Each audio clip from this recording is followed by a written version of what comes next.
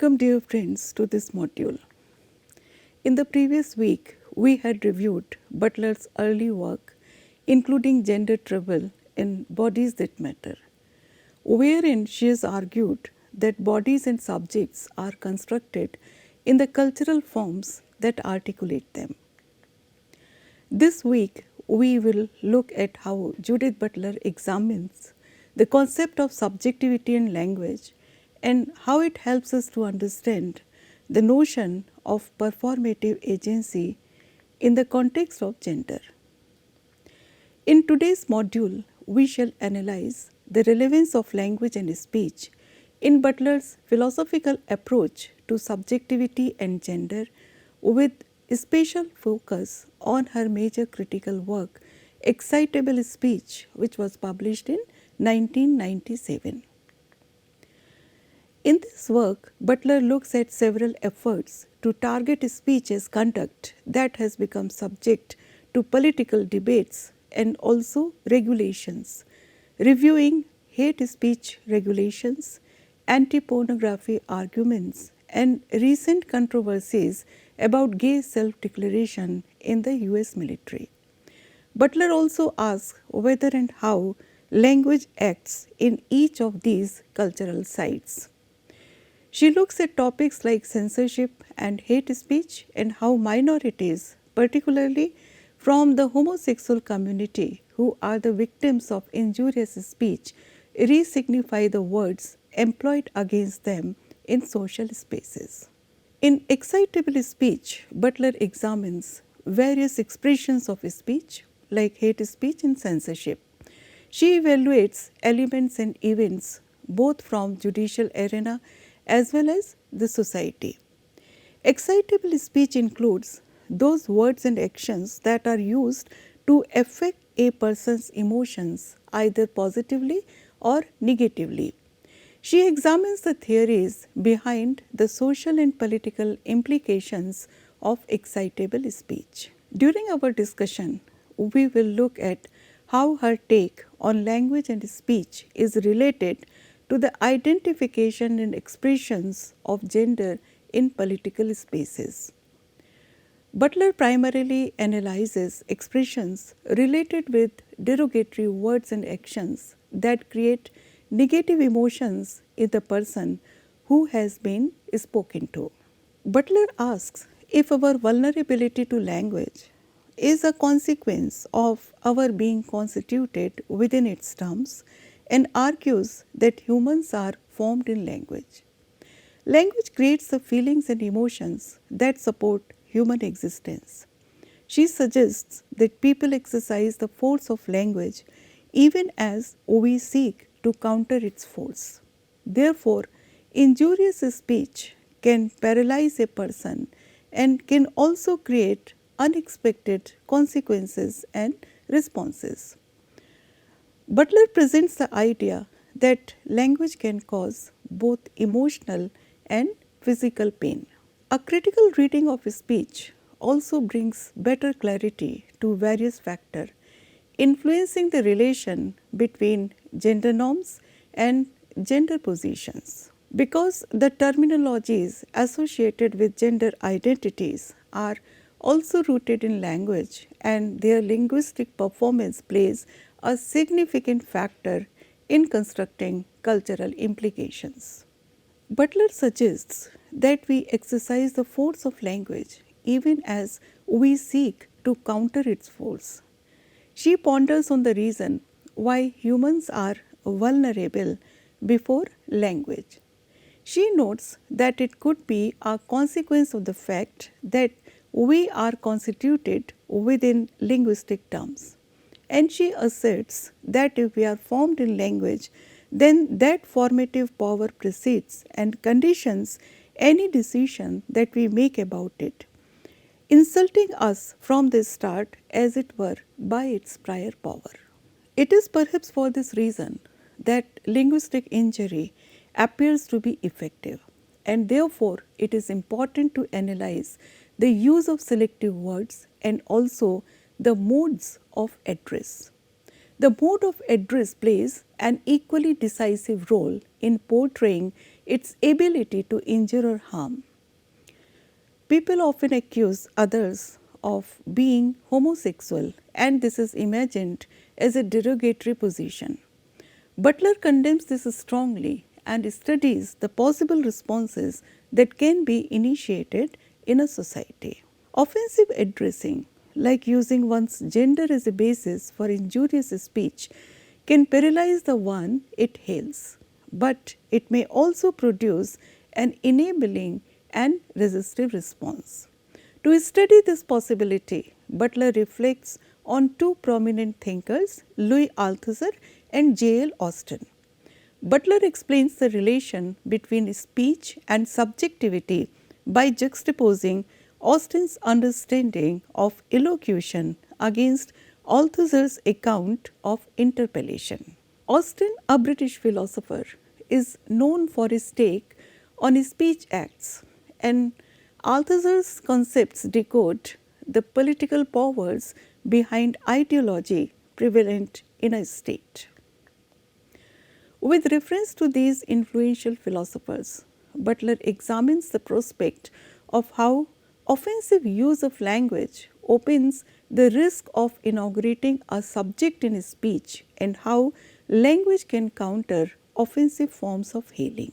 As we know, Louis Althusser was a French Marxist philosopher.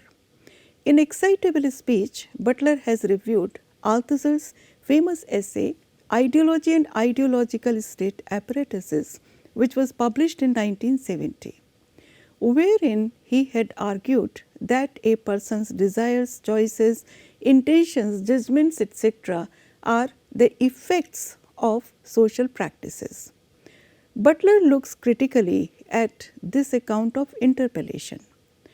Although Butler does not fully agree with Althusser's account of interpellation, her intention is not to dismiss this theory, rather she tries to supplement it with her arguments.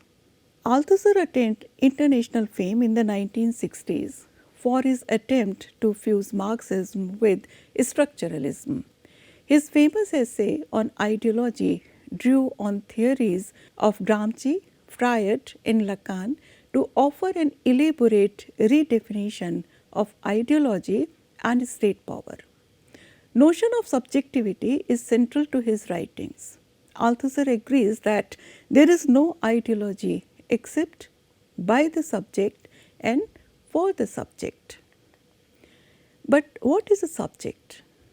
Within capitalist societies, the human individual is generally regarded as a subject, that is, a self-conscious, responsible agent whose actions can be explained by their beliefs and thoughts.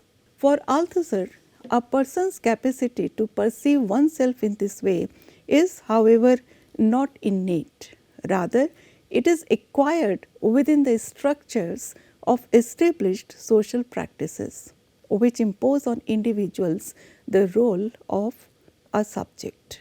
Thus, Althusser had argued that ideologies constitute a subject. To explain this, he had introduced the concept of interpellation, which is also otherwise known as hailing.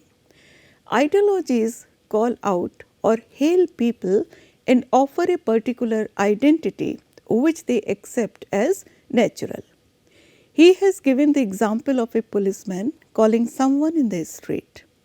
After a commonplace hailing of an individual by a policeman, the individual will also promptly respond. The power vested in the institution transforms the individual into a subject, and the validity of power categorization is provided. Thus, the dominant class exerts a power over individuals in a manner that is quite different from violent or brute force. Ideological and political institutions hail the individual in social interactions, giving the individual his or her identity. Here the situation precedes a subject and its autonomy. Therefore, ideology or the interpellating system is a form of dominant discourse. From Althusser's example of the policeman, it may appear that there is no possibility of any form of agency or disobedience under such institutions. But Butler believes that such laws might not only be refused but might also be ruptured. For her, interpellation is something that happens through language. It involves the performative speech acts of naming and name calling. She posits that understanding where speech derives its power to wound could offer ways to disarm injurious speech. She finds that Althusser's interpellation can be read as a theoretical mechanism that facilitates a good explanation of ideology, but it also has its limits. But by locating how power is instilled in language use, injurious speech like misogynist and homophobic speech can be strongly countered. In this context, Butler further investigates regulations created by the US government to reduce or restrict hurtful words and actions directed at marginalized people. She takes the example of the view of the US military in 1990s in relation to homosexuality. In 1993, the US military imposed the policy "Don't ask, don't tell." This policy theoretically lifted a ban on homosexuality that had been instituted during the Second World War. It was originally aimed at stopping harassment against closeted homosexual individuals. As per this US law, people who were openly homosexual could not serve in the military, but at the same time, closeted homosexuals could choose to continue their service as long as they remain mute or silent about their identity. This kind of censorship violates some of the fundamental human rights. The speaker always already exists within a web of historicities and discursive formations that encourage one to attach already taken for granted meanings to words as one articulates them in the public sphere. The provisionality of the performative is paradoxically also the source of its strength, both in the domain of law and in more ordinary contexts. Speech acts are thus constrained within and also by a larger set of discursive rules or regulations. But as Butler suggests, those rules to some degree are negotiable in this complex formation. Speakers can never determine with certainty the interpretation of the audience of the speaker's utterance. Butler investigates how this American military law, referred here, regulated the self-declaration of homosexuality. She questions whether recognition of identity in public space requires the repression of homosexuality. Butler suggests that the regulation of the term homosexual is not a simple act of censorship and it cannot curb the usage of the word. She states that the state and the military seek to retain control over what the term will mean, the conditions under which it may be uttered by a speaking subject. Based on the regulations of the military, the term homosexual describes a class of people who are not allowed to self-define themselves using the term. Butler interprets the law to show how self-description has to be denied to those who identify themselves as homosexual if they are to serve in the military. According to Butler, the military's efforts to censor speech became a government-sanctioned way to take away the freedom of expression and liberties of citizens. Butler highlights that the policy of gays in the military shows how the rights based on guarantees of free speech and equal rights within the United States Constitution have been systematically suspended. Butler agrees with Austrian psychoanalyst Sigmund Freud's views on taboo subjects related to homosexuality. The policy created a destructive loop that appears to have issue with not only homosexual acts but also with the mere statement of homosexuality. The prohibition and restriction of an outbreak of homosexuality creates a definition that falsely imply that homosexual terms and acts are contagious. Butler argues that it is a misbelief that if someone is openly homosexual, it will cause more and more people to undergo a homosexual transformation. In effect, the policy manufactured a separation between act and identity. The military regulations included both gay men and lesbians. Butler argues that the interrogations into the personal lives of women can also be considered as sexual harassment. Such intrusions are explicit acts of violation of privacy. The military does not confront homosexuality as a problem to be regulated and contained. Instead, it actively produces an atmosphere where the homosexual person is deprived of the power of self-ascription.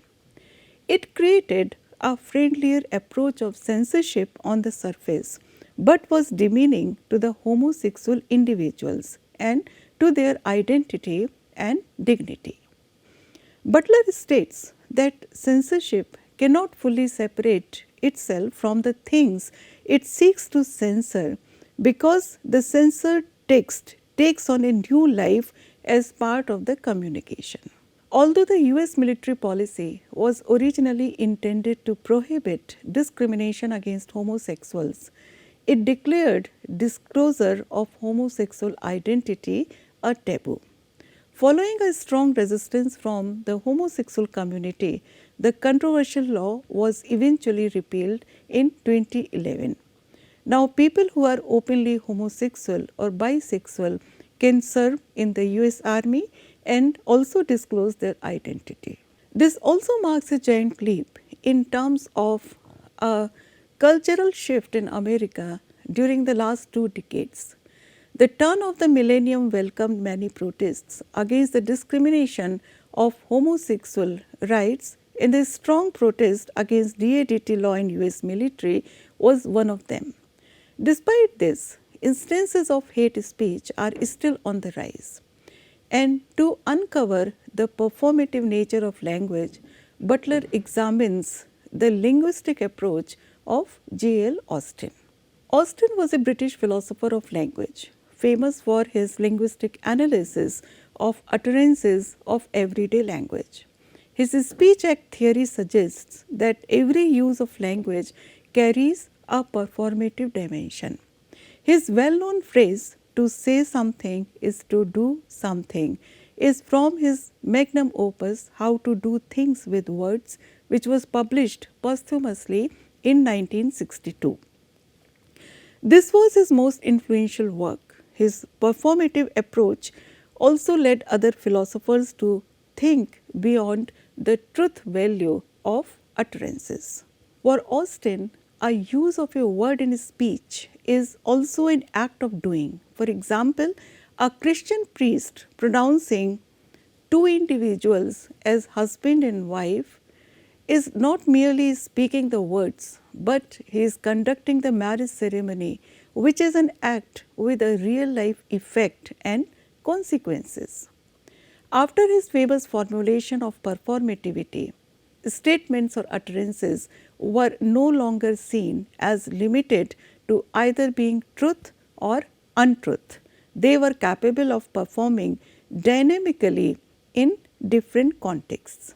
Butler focuses on his concept of speech acts and the difference among its classification. Austin divides speech into 3 acts: locutionary act, that is the act of saying something; illocutionary act, that is the way of using language; perlocutionary act, which is the effect brought about by an utterance. Butler suggests that Austin's use of performativity, where language is found to perform a social action, poses the question of how words and actions relate to each other. Butler describes that illocutionary speech acts require an understanding of how certain words are used at the moment of communication. On the other hand, perlocutionary acts are the words that initiate a set of consequences such as sentencing or a harmful response. They have the power to inflict emotional responses to the extent that they impact a person based on societal interpretations. To be injured by speech for Butler is to suffer a loss of context. Importantly, this act can impact or will continue to affect beyond the moment of communication. This is why hate speech can have a long-term traumatic effect on its victims. A person is demeaned when they are called an injurious name. They are also given a temporary social status in which they are negatively associated with the injurious words or derogatory terms. Therefore, one can suffer a disorientation of one's situation as an effect of injurious speech. This shows that words have the power to create a threat of violence and trauma, and Butler explains this with reference to Elaine Scarry in American Essayist. Elaine Scarry is an American essayist and professor of English who explores areas like theory of representation and the language of physical pain. She is famous for her work, The Body in Pain, which was published in 1987, in which she analyzes physical suffering and its relation to numerous vocabularies and cultural forces. She argues that physical pain leads to destruction and shows the political ramifications of deliberately inflicted pain. Scarry explores the inexpressibility of pain where language runs dry and gives a structural analysis of pain and torture. Butler relates to Scarry's perspective that words create a threat of violence. She questions how can people account for the specific injury that results from language itself. Scarry says that language assists violence, but it does not create its own violence. Butler contends that Scarry's interpretation sets the body and language against each other as opposites. Butler also claims that language creates injuries. She says, and I quote, "If language can sustain the body, it can also threaten its existence," unquote. In the opinion of Elaine Scarry, one of the injurious consequences of torture is that the one who has been tortured loses the ability to document in language the event of torture. Thus, one of the effects of torture is also to efface its own witness. Scarry also shows how certain discursive forms such as interrogation aid and abet the process of torture. Here, however, language assists violence but appears not to wield its own violence. Butler asks, if certain kinds of violence disable language, how do we account for the specific kind of injury that language itself performs? If words are used in a negative way, those words can hurt people or make them dissociate themselves with their way of life, in Butler's opinion. To explain this further, Butler analyzes Toni Morrison's take on language and violence. We have discussed Morrison in different contexts in previous modules.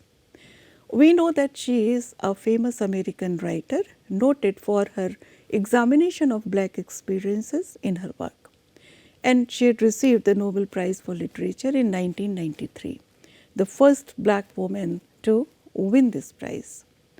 Butler refers to Morrison's 1993 Nobel lecture to show how language has possibilities of violence within it. In this lecture, Morrison has quoted a fable about the power of language to elucidate, to oppress, and to liberate, and its ability to capture a human experience. In her acceptance speech, Morrison had said, I quote, "We die, that may be the meaning of life, but we do language, that may be the measure of our lives, unquote. This statement by Morrison is in agreement with Butler's understanding of language, which she derived from J.L. Austin. Butler says, we do things with language, produce effects with language, and we do things to language. Through a parable in her speech, Morrison shows how a writer is blind to the future of language in which she writes. Oppressive language is not a substitute for the experience of violence. It enacts its own violence. Butler notes that it is impossible to regulate the potentially injurious effect of language without destroying something fundamental about the subject's constitution in language. For both Butler and Morrison, language is what someone engages in to affect others, either through the act of using language or through its consequences. This is why injurious speech against gender minorities can result in prolonged distressing and hence should be condemned strongly. At this point, I refer to this video in which Butler has elucidated her ideas on subjectivity and relationality. Speaking at the 2014 Penn World Voices Festival of International Literature, which was held in New York, she has delivered a lecture on grief, rage, and human dependency. When we lose certain people or when we are dispossessed from a place or a community, it may be that something about who we are suddenly flashes up, something that delineates the ties we have to others, that shows us that we are bound to one another, and that the bonds that compose us also do strand us, leave us uncomposed.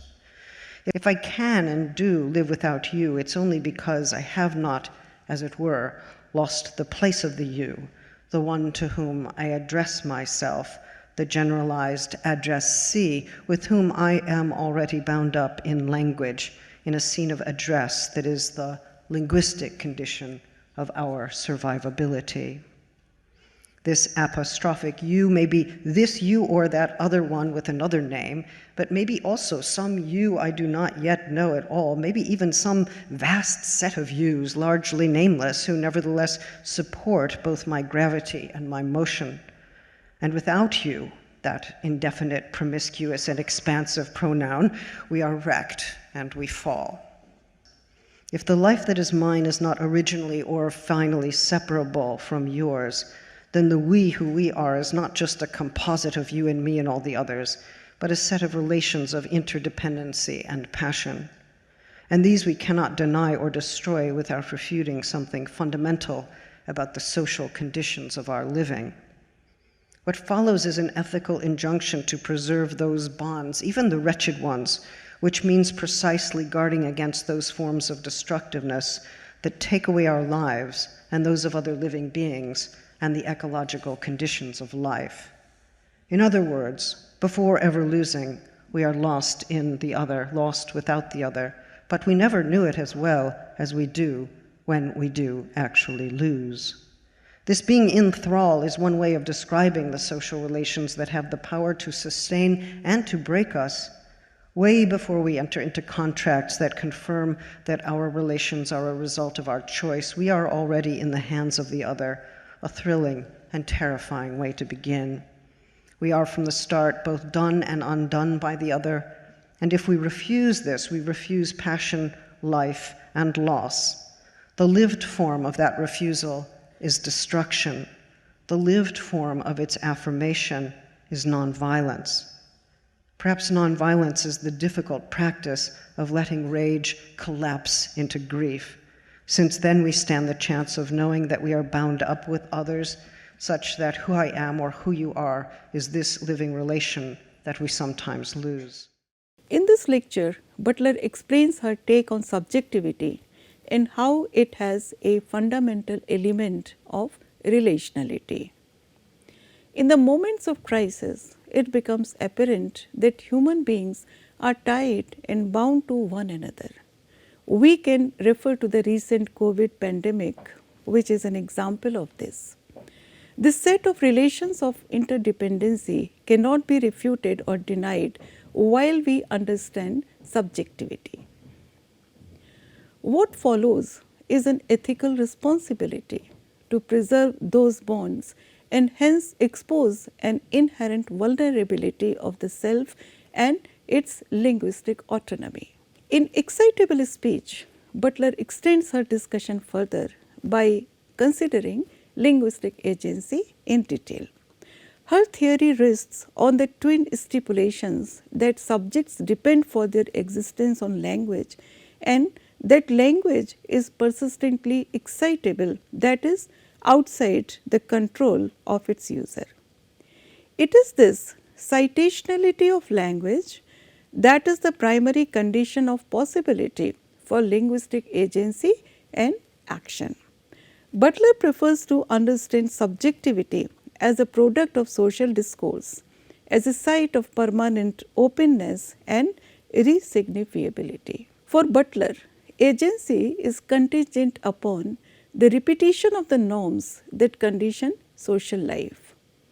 But she claims that the influence of societal norms does not mean that the subject is entirely determined by social discourse.